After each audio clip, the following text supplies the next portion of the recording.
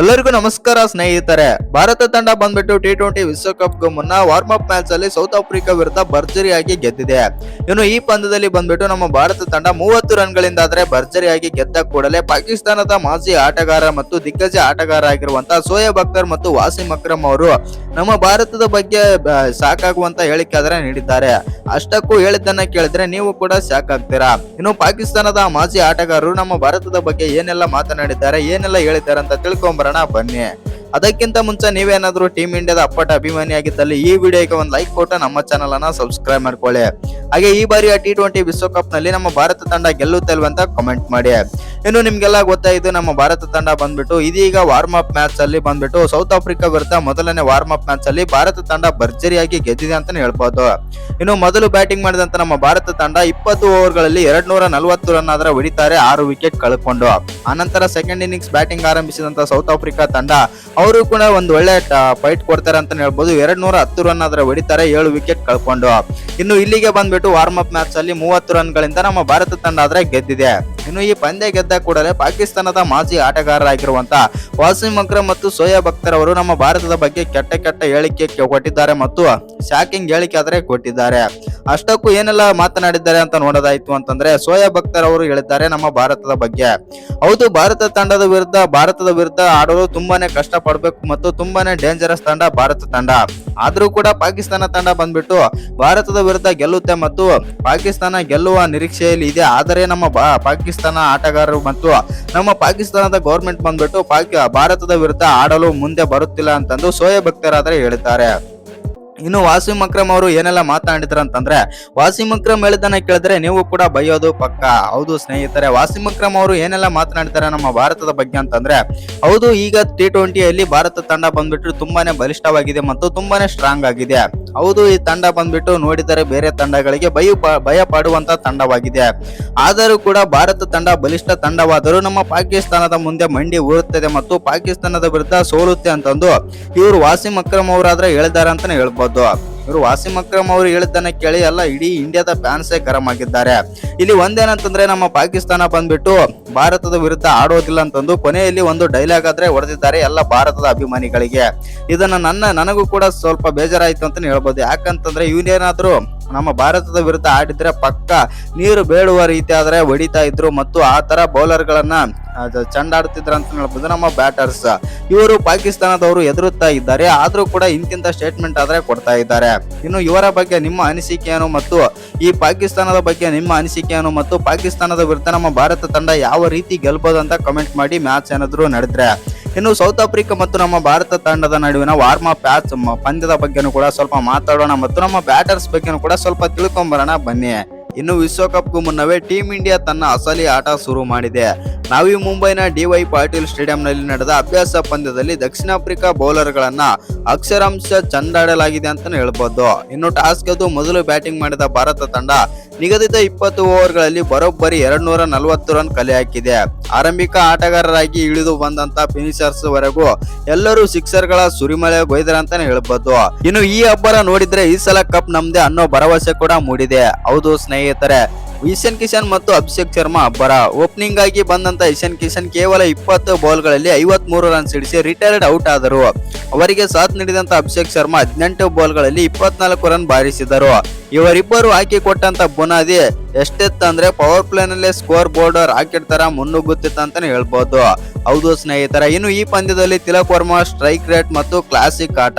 ಹೌದು ಸ್ನೇಹಿತರೆ, ಇಶಾನ್ ಹೋದ ಮೇಲೆ ಬಂದಂತ ತಿಲಕ್ ವರ್ಮಾ ಸುಮ್ಮನೆ ಕೂರ್ಲಿಲ್ಲ. ಗಾಯದಿಂದ ಚೇತರಿಸಿಕೊಂಡು ಬಂದಿರೋ ಅವರು 19 ಬಾಲ್ಗಳಲ್ಲಿ 45 ರನ್ ಚಚ್ಚಿ ಬಿಸಾಕಿದ್ರು. ಇನ್ನು ಕ್ಯಾಪ್ಟನ್ ಸೂರ್ಯಕುಮಾರ್ ಯಾದವ್ ಅವರು ತಮ್ಮ ಫೇಮಸ್ 360 ಡಿಗ್ರಿ ಶಾಟ್ ಗಳ ಮೂಲಕ 16 ಬಾಲ್ಗಳಲ್ಲಿ 30 ರನ್ ಗಳಿಸಿ ಔಟ್ ಆದರು. ಇನ್ನು ಇವರಿಬ್ಬರ ಆಟ ನೋಡಿ ಸೌತ್ ಆಫ್ರಿಕಾದ ಬೌಲರ್ ಗಳಿಗೆ ಎಲ್ಲಿ ಬಾಲ್ ಹಾಕ್ಬೇಕಂತಾನೆ ಗೊತ್ತಾಗ್ಲಿಲ್ಲ. ಹೌದು ಸ್ನೇಹಿತರೆ, ಇನ್ನು ಹಾರ್ದಿಕ್ ಪಾಂಡ್ಯ ಫಿನಿಶಿಂಗ್ ಟಚ್. ಕೊನೆಗೆ ಬಂದಂತ ಹಾರ್ದಿಕ್ ಪಾಂಡ್ಯ ಅಕ್ಷರಾಂಶ ರುದ್ರ ತಾಂಡವ ಆಡಿದ್ರು. ಕೇವಲ 10 ಬಾಲ್ಗಳಲ್ಲಿ ಬಾಲ್ಗಳಲ್ಲಿ 30 ರನ್ ಬಾರಿಸಿ ಇನ್ನಿಂಗ್ಸ್ಗೆ ಸಖತ್ ಫಿನಿಶಿಂಗ್ ಕೊಟ್ಟರು.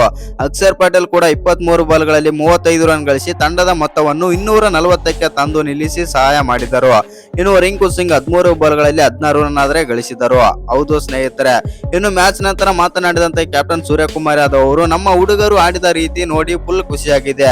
ಇಶಾನ್ ಕಿಶನ್ ಮತ್ತು ಅಭಿಷೇಕ್ ಶರ್ಮಾ ಓಪನಿಂಗ್ ಅದ್ಭುತವಾಗಿತ್ತು. ನಾವು ಇಬ್ಬನಿ ಬೀಳೋ ಟೈಮ್ ನಲ್ಲಿ ಬೌಲರ್ ಗಳನ್ನ ಟೆಸ್ಟ್ ಮಾಡಬೇಕಾಗಿತ್ತು. ಅದಕ್ಕೆ ಮೊದಲು ಬ್ಯಾಟಿಂಗ್ ಮಾಡಿದ್ವಿ ಮತ್ತು ತವರಿನಲ್ಲಿ ಆಡುವಾಗ ಪ್ರೆಷರ್ ಇರುತ್ತೆ. ಆದ್ರೆ ಜನ ನಮ್ಮನ್ನ ಚಿಯರ್ ಮಾಡೋದು ನೋಡಿದ್ರೆ ನಮಗೆ ಅದೇ ಎಕ್ಸ್ಟ್ರಾ ಪವರ್ ಕೊಡುತ್ತೆ. ನಮ್ಮದೇ ಆದ ಬ್ರಾಂಡ್ ಆಫ್ ಕ್ರಿಕೆಟ್ ಆಡೋದೇ ನಮ್ಮ ಗುರಿ ಅಂತಂದು ಸೂರ್ಯಕುಮಾರ್ ಯಾದವ್ ಆದ್ರೆ ಹೇಳಿದ್ದಾರೆ.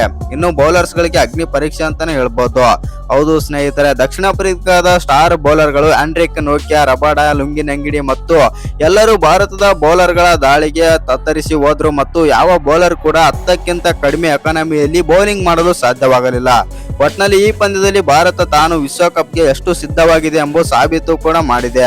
ಇನ್ನು 2026ರ ICC ಪುರುಷರ T20 ವಿಶ್ವಕಪ್ ಮುನ್ನಡೆ ಭಾನುವಾರ ನಡೆದ ಅಭ್ಯಾಸ ಪಂದ್ಯದಲ್ಲಿ ಭಾರತ ತಂಡ ದಕ್ಷಿಣ ಆಫ್ರಿಕಾ ವಿರುದ್ಧ 30 ರನ್ಗಳ ಭರ್ಜರಿ ಜಯಾದ್ರೆ ಸಾಧಿಸಿದೆ. ಇನ್ನು ಈ ಪಂದ್ಯದಲ್ಲಿ ಮೊದಲು ಬ್ಯಾಟಿಂಗ್ ಮಾಡಿದ ಭಾರತ ತಂಡ 20 ಓವರ್ಗಳಲ್ಲಿ 6 ವಿಕೆಟ್ ಕಳೆದುಕೊಂಡು 240 ರನ್ಗಳ ಬೃಹತ್ ಮೊತ್ತ ದಾಖಲಿಸಿತು. ಇನ್ನು 241 ರನ್ಗಳ ಗುರಿ ಬೆನ್ನತ್ತಿದ ದಕ್ಷಿಣ ಆಫ್ರಿಕಾ ತಂಡ ನಿಗದಿತ 20 ಓವರ್ಗಳಲ್ಲಿ 7 ವಿಕೆಟ್ ನಷ್ಟಕ್ಕೆ 210 ರನ್ ಗಳಿಸುವಷ್ಟೇ ಸಾಧ್ಯವಾಯಿತು ಅಂತಾನೆ ಹೇಳ್ಬೋದು.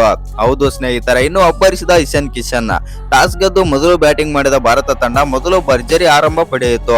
ಇನ್ನು ಸಂಜು ಸ್ಯಾಮ್ಸನ್ ಬದಲಿಗೆ ಅಭಿಷೇಕ್ ಶರ್ಮಾ ಜೊತೆ ಇನ್ನಿಂಗ್ಸ್ ಆರಂಭಿಸಿದ ಇಶಾನ್ ಕಿಶನ್ ಅವರು ತಮ್ಮ ಅಮೋಘ ಫಾರ್ಮ್ ಅನ್ನು ಮುಂದುವರಿಸಿ ಅರ್ಧ ಶತಕ ಸಿಡಿಸಿದರು. ಇಶಾನ್ ಕಿಶನ್ ಮತ್ತು ಅಭಿಷೇಕ್ ಶರ್ಮಾ ಮೊದಲನೇ ವಿಕೆಟ್ ಜೊತೆ ಆಟದಲ್ಲಿ 34 ಬಾಲ್ಗಳಲ್ಲಿ 80 ರನ್ ಜೊತೆ ಆಟ ನೀಡಿದರು. ಇಶಾನ್ ಕಿಶನ್ ಕೇವಲ 20 ಬಾಲ್ಗಳಲ್ಲಿ 2 4 ಮತ್ತು 7 ಸಿಕ್ಸರ್ಗಳ ಸಹಿತ 53 ರನ್ ಸಿಡಿಸಿದರು. ಆದರೆ ಅಭಿಷೇಕ್ ಶರ್ಮಾ 18 ಬಾಲ್ಗಳಲ್ಲಿ 24 ರನ್ ಗಳಿಸಿದರು.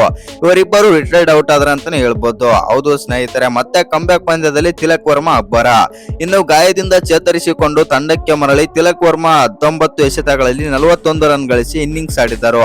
ತಿಲಕ್ ವರ್ಮಾ ಇನ್ನಿಂಗ್ಸ್ ನಲ್ಲಿ 3 4 ಮತ್ತು 3 ಸಿಕ್ಸರ್ ಗಳಿದ್ದವು. ಉಳಿದಂತೆ ಅಕ್ಷರ್ ಪಟೇಲ್ 23 ಎಸೆತಗಳಲ್ಲಿ 2 6 ಮತ್ತು 2 4 ಗಳನ್ನು ಒಳಗೊಂಡಂತೆ 35 ರನ್ ಗಳಿಸಿ ಅಜೇಯರಾಗಿ ಉಳಿದರು. ನಾಯಕ ಸೂರ್ಯಕುಮಾರ್ ಯಾದವ್ ಅವರು 16 ಬಾಲ್ಗಳಲ್ಲಿ ತಲಾ 2 4 ಮತ್ತು 2 6 ಸೇರಿ 30 ರನ್ ಗಳಿಸಿ ಔಟ್ ಆದರು. ಅನಂತರ ಬಂದಂತ ಹಾರ್ದಿಕ್ ಪಾಂಡ್ಯ ಕೇವಲ 10 ಬಾಲ್ಗಳಲ್ಲಿ 2 4 ಮತ್ತು 3 ಸಿಕ್ಸರ್ ಗಳ ಸಹಿತ 30 ರನ್ ಸಿಡಿಸಿ ಔಟ್ ಆದರು.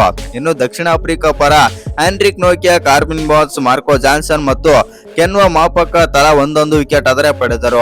ಇನ್ನು ರಿಯಲ್ ರಿಕಲ್ಟನ್ ಮತ್ತು ಏಡನ್ ಮಾರ್ಕ್ರಮ್ ಉತ್ತಮ ಬ್ಯಾಟಿಂಗ್. ಹೌದು ಸ್ನೇಹಿತರ, 241 ರನ್ಗಳ ಬೃಹತ್ ಮೊತ್ತ ಬೆನ್ನಟ್ಟಿದ ಸೌತ್ ಆಫ್ರಿಕಾ ತಂಡ ಮೊದಲನೇ ಓವರ್ ನಲ್ಲಿ ಖಾತೆ ತೆರೆಯುವ ಮುನ್ನ ಆರಂಭಿಕನಾಗಿ ಬಡ್ತಿ ಪಡೆದು ಬಂದಿದ್ದ ಚಾರ್ಜಿಲ್ ಲೆಂಡೆ ವಿಕೆಟ್ ಪಡೆದುಕೊಂಡಿತು.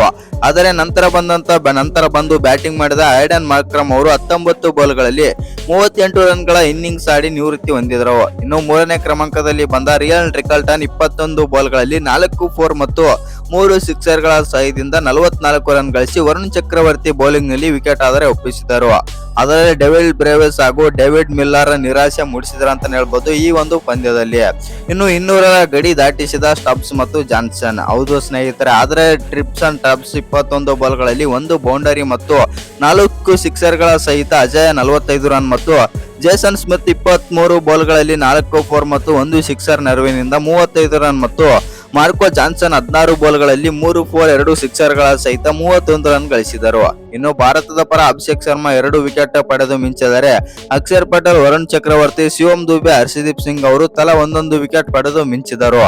ಇನ್ನು ಈ ವಿಡಿಯೋ ಇಷ್ಟ ಆಗಿದ್ರೆ ಒಂದು ಲೈಕ್ ಮಾಡಿ, ಶೇರ್ ಮಾಡಿ. ಹಾಗೆ ಇನ್ನು ಯಾರ್ಯಾರು ಚಾನಲ್ಗೆ ಸಬ್ಸ್ಕ್ರೈಬ್ ಮಾಡ್ಕೊಂಡಿಲ್ಲ ಸಬ್ಸ್ಕ್ರೈಬ್ ಮಾಡ್ಕೊಂಡು ಬೆಲ್ ಐಕಾನ್ ಅನ್ನ ಆಲ್ ಇಟ್ಕೊಳ್ಳಿ. ಹಾಗೆ ಮರಿದೆ ವಿಡಿಯೋಗೊಂದು ಲೈಕ್ ಕೊಡೋದನ್ನ ಕೂಡ ಮರಿಬೇಡಿ.